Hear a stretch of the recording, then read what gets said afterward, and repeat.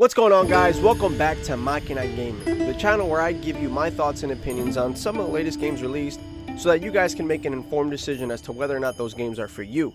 It's me, your boy Machina. Today we're going to be talking about Mandragora Whispers of the Witch Tree. Let's get started.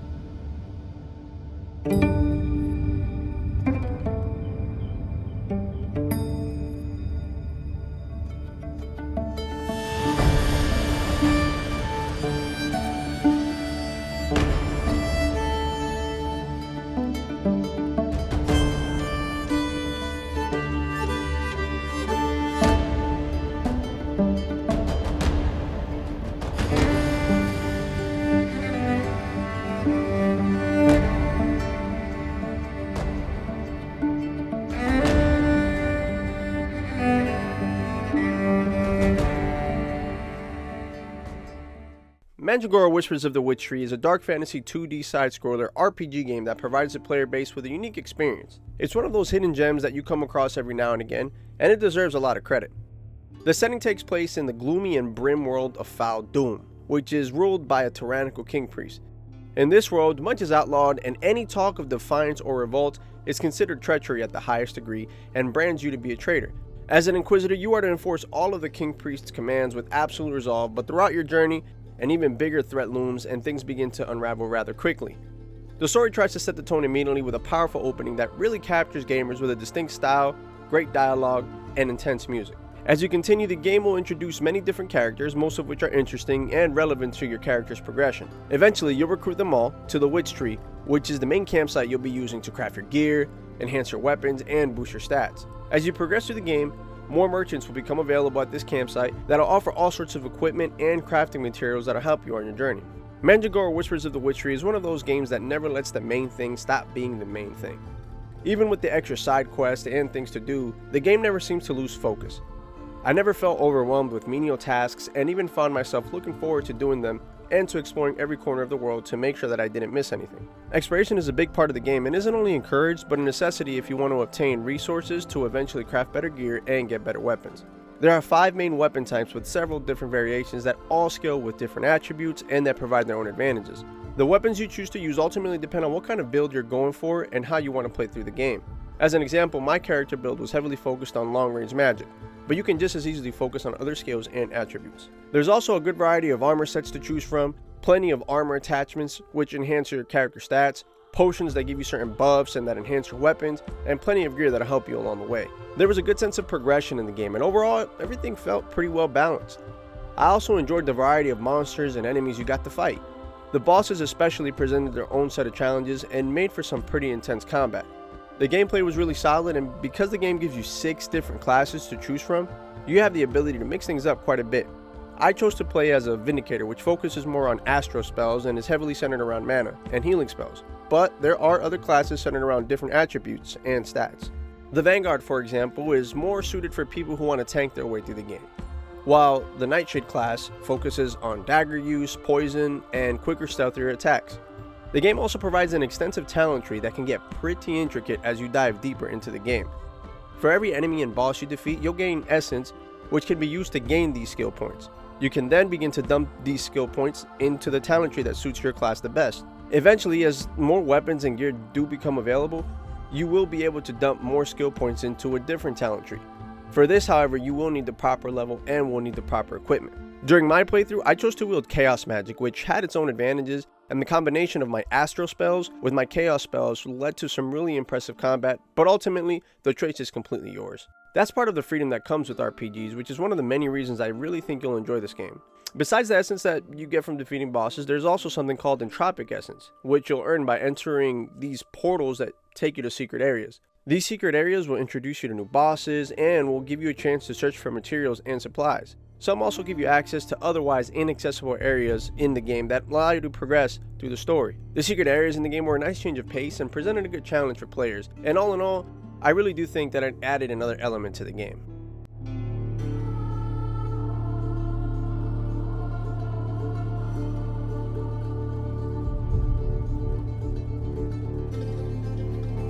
The world of Faldoom is really something to behold. I briefly mentioned the art style earlier, but just briefly mentioning it doesn't do it justice. This is one of the coolest looking games that I've ever played through. The art style is unique, and there's a good sense of discovery as you progress through the game.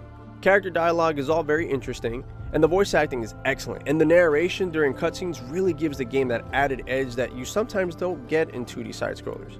Each of the different sections of Faldoom were all pretty well designed and had a good flow to them. Certain areas in the game were not accessible initially, so you'll be doing quite a bit of backtracking, but going back to an area that wasn't accessible early on and being able to see what you missed, to me, made it worthwhile. The ability to tag areas of interest on your map with markers made the backtracking much easier than in other games, not only because you got a chance to, tag a specific area, but you could also fast travel to the nearest witch tree that you discovered at will.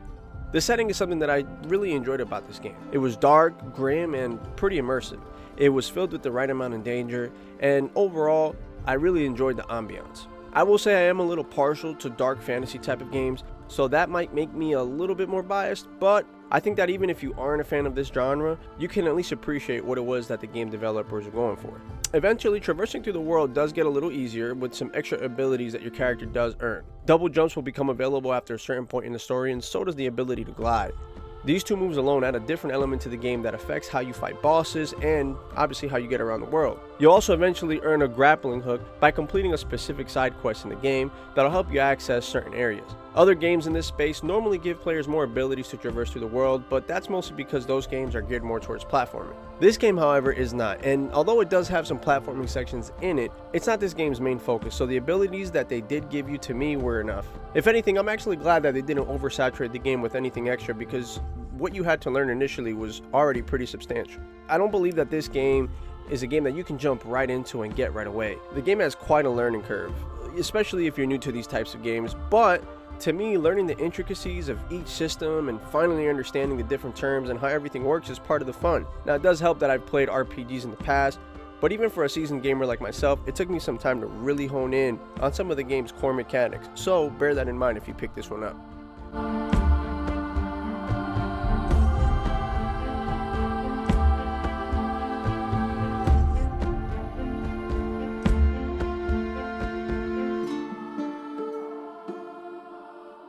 Now, what's a good RPG without some fun gameplay? Mandragora Whispers of the Witch Tree, at its peak, is a fun game.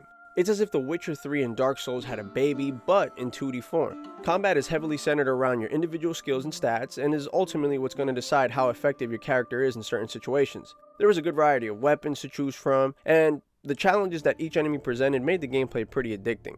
That's not to say that some of the bosses that you face aren't without flaws. There were some points in the game where I would encounter some enemies that absolutely frustrated the hell out of me. The game would sometimes put you in an impossible situation where you were going to get most of your health depleted no matter what you did. At least with my character build. Maybe that'll be a little different for some other builds, but overall, I think that some were just somewhat poorly designed. In some instances, you either didn't have enough space, or there was too much going on. The difficulty spikes as you progress through the game at times also really frustrated me.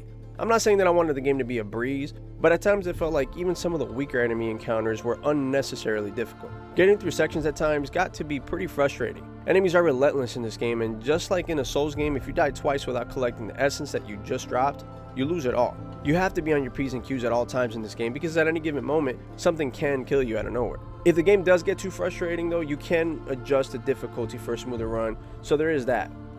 Even though there was a good variety of enemies and boss battles overall, at a certain point you do start to notice that some of the boss battles do become a bit repetitive. The game introduces several enemies in the beginning of the game that you'll also end up facing in the later parts of the game, with just a different skin at times. It even seemed like some of them had the same attack patterns. Now, the game does make up for this by giving you plenty to fight, and I will say by the time you do face some of these bosses that were a little bit more repetitive, they can be a welcomed break because you already know how to somewhat beat them, and in this game, any advantage that you can get is a welcomed surprise. And if you don't, one of the NPCs at your campsite does give you a bestiary which will contain all the information you need on what certain enemies are weak to and what you can do to try to beat them.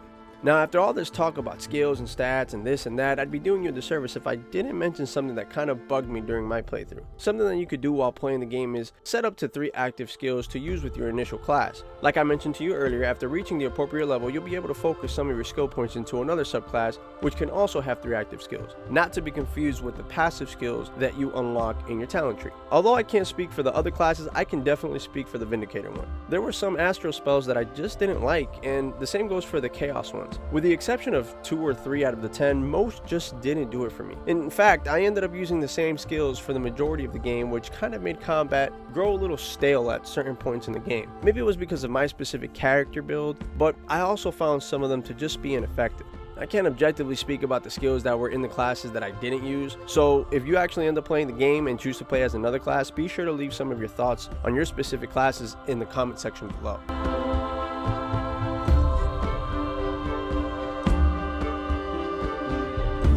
So where does this leave us? Mandragora Whispers of the Witchery is a game that at first glance might not appeal to everyone. It's got a bit of a learning curve and might be a hard game for some to get into. It takes influence from other great titles but condenses it into a 2D side-scroller format and somehow just makes it all work. I think it's pretty unique in that I've never played a 2D side-scroller with this much in-depth RPG mechanics. The game had its own style, and you can tell that the game developers truly cared about the product that they were putting out. It was polished, well-designed, and had a great setting. Was it perfect? No, but it does have good combat, a decent story even though it's a little predictable.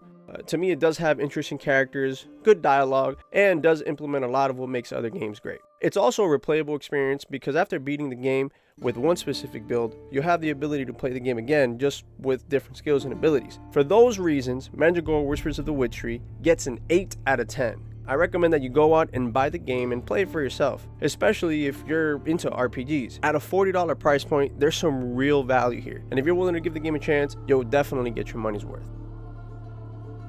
Alright, that's it guys. Thank you so much for watching. I know that this one took me a while to put out, but if you're tuning into the review, just know that I appreciate you.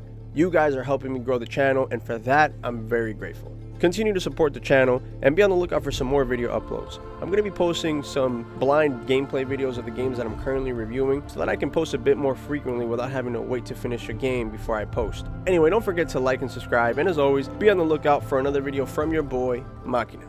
Peace.